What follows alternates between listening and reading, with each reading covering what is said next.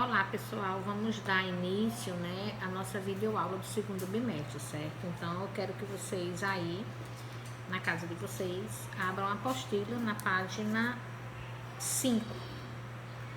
E a gente vai começar a estudar, a epistemologia antiga e medieval, Então, primeiramente, o que é que eu posso entender por epistemologia? A epistemologia é o estudo, É toda a teoria, é um conjunto de práticas que vão me levar ao conhecimento. Então, assim, primeiros tópicos que a gente vai levar em consideração, partindo agora para a página 6, Quando eu lido com o termo epistemologia, eu tenho que ter, para mim, bem claro, o que é possível conhecer?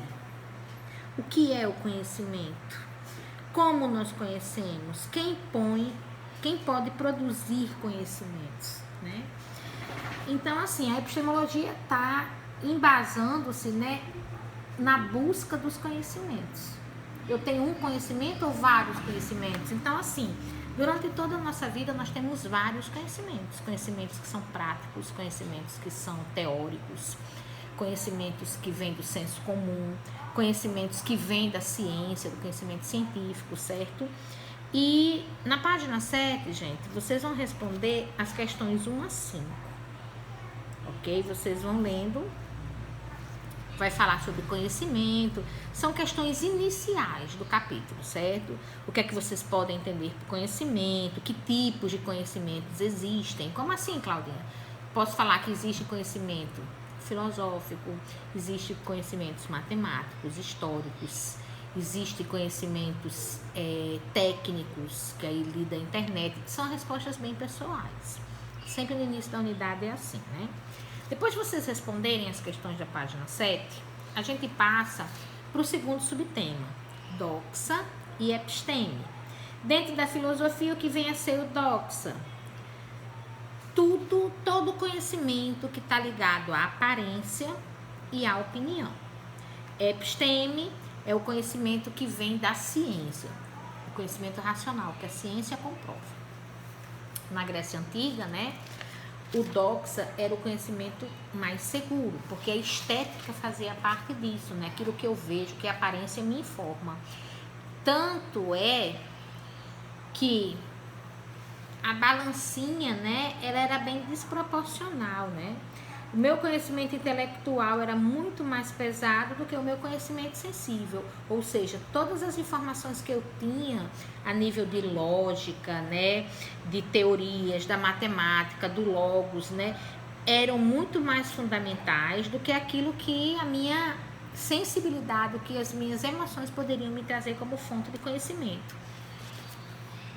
Virando para a página 9, daqui a pouquinho, quando terminar a videoaula, continuando, ainda pensando na questão de conhecimentos e das formas de conhecimentos que a filosofia vai dizer que existe, Eu tenho conhecimento através do doxa, ou seja, tem conhecimentos que estão na aparência, do que as coisas podem me repassar, e tenho o conhecimento pelo episteme, o que a ciência comprova, certo? Vou dar um exemplo. O senso comum, as nossas superstições são conhecimentos. Quando eu acredito que passar embaixo de escada vai me trazer azar, é aparência, são superstições. Mas é um conhecimento? Sim, é uma informação. Quando eu entendo que existe uma doença, que existem vitaminas que vão combater aquela doença, é um conhecimento científico que eu passo a ter, certo? Depois que vocês responderem as conexões da página 9, a gente vai entrar agora na teoria das ideias, que essa teoria das ideias foi defendida por Platão, certo? Platão, que foi um dos grandes pensadores da antiguidade, Onde ele, vai lançar uma nova forma de compreender o conhecimento, já que Parmênides vai confrontar a ideia de doxa e episteme, Parmênides acreditava no conhecimento sensível, Ele vai dizer que existe o conhecimento sensível, mas o inteligível vai se sobrepor a ele. Heráclito já vai mais para o conhecimento abstrato. Ou seja, eu posso de repente pensar que conheço algo que não tem uma resposta concreta e que se modifica. E que a ciência nem sempre vai responder. Já Parmênides vai se opor à visão de Heráclito. Por ele ser imobilista, ele vai entender que as coisas têm um início e um fim e que a ciência vai responder. Já Heráclito vai dizer que não, que existe o devir, né? A questão do ser e do devir, que a gente viu na primeira unidade. Platão vai definir, gente, o conjunto de conhecimentos em 2 blocos. Conhecimento sensível, no qual a maioria da humanidade se encontra, porque vai muito além daquilo que do que é o superficial, né? O sensível é o que é superficial, é a aparência, é o doxa, né? E ele vai dizer também que existe o conhecimento inteligível, né? Que são as ideias, né? Que está dentro da razão, do pensamento. O que é o bem, o que é o belo, né? Me faz refletir sobre uma possibilidade desses conceitos na vida das pessoas. Platão tinha uma visão negativa com relação ao mundo sensível, né? Ele achava que tornava o homem muito comum, ou seja, os sentidos eles são enganosos. As minhas sensações nem sempre vão trazer o que a realidade expressa.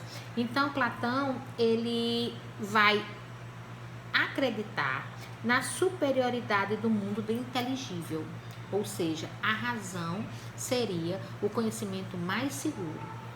É tanto que a filosofia, ela perpassa por esses períodos, né? Se vocês se recordam bem, os mitos explicavam todas as realidades. Mas chegou um momento que a filosofia ela buscava algo mais, que seria a certificação de todo um conhecimento. Como é que eu posso provar aquilo que eu penso? Daí a necessidade do conhecimento científico. A ciência vem provar a existência dos conhecimentos. Continuando, gente, vai ter um texto, né, da Alegoria da Caverna, que é um texto de Platão, que vai falar justamente, né, aqui para vocês no primeiro ano, é uma abordagem mais filosófica. A gente teve essa experiência no 7º ano, até naquela Alegoria da Caverna, que pede para montar a caverninha, onde existem pessoas que estão acorrentadas, né, e que nunca saíram, e de repente um dia uma dessas pessoas se desprende e vai sair da caverna e vai ali sim em busca de um conhecimento, certo? Então assim, aqui no livro de vocês vai ter uma abordagem mais filosófica sobre esse mito, dando significados aos personagens dos mitos, que não foi abordado dessa forma no 7º ano, que ainda era uma coisa mais iniciante, certo? Vocês vão ler o mito da caverna, que está na página 11 e 12 do material de vocês, e aí na parte da reflexão e ação, vocês vão responder as questõezinhas que tem aqui com relação ao texto, ok? Na página 13 do material de vocês, é a parte da organização das ideias, certo? Então, assim, a gente vai falar agora, a gente falou de Platão, na divisão das ideias do mundo sensível e inteligível, falamos de Parmênides e Heráclito, né? Filósofos mobilista e imobilista, nessa sequência, e aí a gente vai anexar Aristóteles. Aristóteles vai falar que os nossos conhecimentos, eles vão se dar em 3 vias, que são conhecimentos produtivos, que ele vai considerar como clássicos, né? Os conhecimentos produtivos é representado pelas artes, pelas técnicas, naquela época a agricultura, né, era a fonte de toda a informação do período. Conhecimentos práticos, que está dentro da ética, do que o ser humano deve ser, da política, que tem uma grande ênfase na sociedade, e conhecimentos teoréticos. Esses conhecimentos teoréticos era que estava ligado aos raciocínios matemáticos, ok? Isso era uma opinião de Aristóteles. Após isso, Vocês também vão responder, gente. Tem muito nesse início da unidade questões, certo? A gente está falando de conhecimentos e coloca os conhecimentos de vocês à prova. E vocês vão responder essas questões relativas ao nosso conceito de conhecimento. Mas agora eu vou passar para vocês um quiz, certo? Nesse quiz vão ter algumas questões que vocês vão analisar, ok? E vão responder. Vão tentar responder, tanto que eu vou dar um tempinho para vocês raciocinarem, porque eu só posso ir para a questão seguinte, é uma sequência. Eu só posso passar do 1 para o 2, apontando para vocês quais seriam a resposta, qual é a resposta do 1. Em cada alternativa só é uma resposta é a correta, certo? Então eu vou ler a questão, vou dar um tempinho para que vocês respondam e aí eu vou lá e vou mostrar para vocês qual seria a resposta correta para mim passar para a questão 2. Como é um joguinho rápido, eu queria que vocês respondessem até de uma forma no caderninho, só anotando qual foi a escolha de vocês. E aí vocês vão ver a correta, ok? Pode vir pra cá, Beca. Aí quantos minutos? Gente, continuando, né? Aí vamos à seguinte rodada do quiz das questões. Considerando o significado de doxa e episteme no pensamento grego antigo, é correto afirmar: a palavra doxografia tem na raiz o termo grego doxa, que significa conhecimento inteligível. Seria só o inteligível. A palavra episteme foi empregada para referir-se ao conhecimento opinativo, criticado por Parmênides. Assim como Gnosis, Logos e Sofia, a palavra episteme era utilizada para referir-se ao conhecimento intelectual. Segundo Parmênides, a episteme é a ciência das aparências. De antemão, a correta seria, assim como Gnosis, Logos e Sofia, a palavra episteme era utilizada para referir-se, gente, também ao conhecimento, né, intelectual, como Logos é conhecimento, como Sofia, saber, como Gnosis também é conhecimento.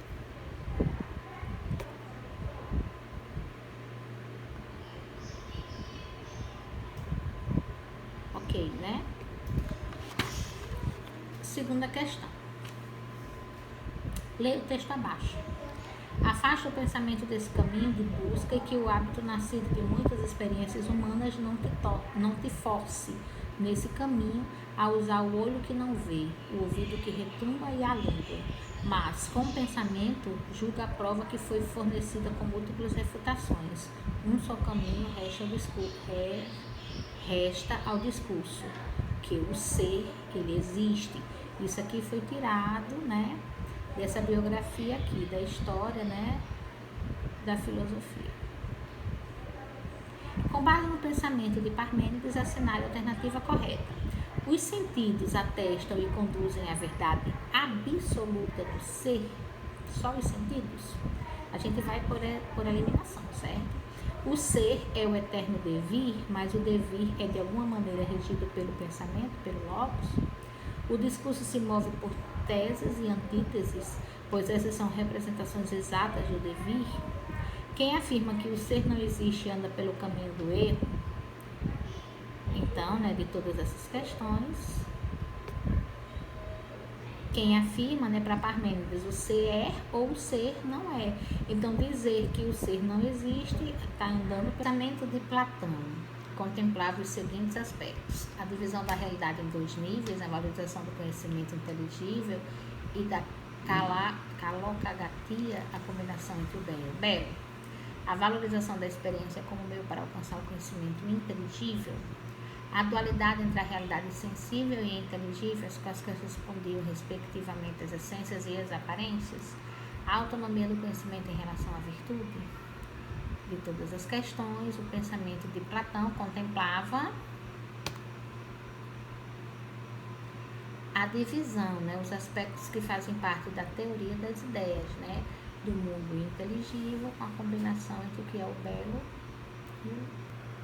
Sobre o pensamento aristotélico, está correta a seguinte afirmação: Aristóteles classificava os tipos de conhecimentos em ciências produtivas, ligadas à conduta, práticas, artes e técnicas, e teoréticos, saberes teóricos.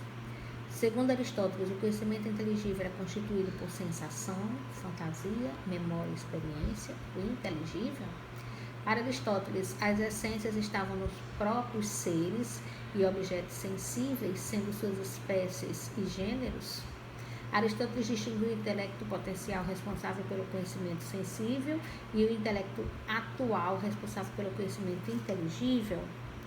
Então, né, gente, a resposta correta para Aristóteles era essa aqui, ó. As essências eram exteriores aos seres e objetos sensíveis, estando presentes no mundo inteligível. Bem, pessoal, então até a próxima videoaula, certo? Respondam as atividades até a página 13. E na próxima videoaula a gente dá a sequência, né, das explicações do conteúdo. E a gente vai aqui amadurecendo as atividades que eu vou pedir, ok? Até a próxima vídeo.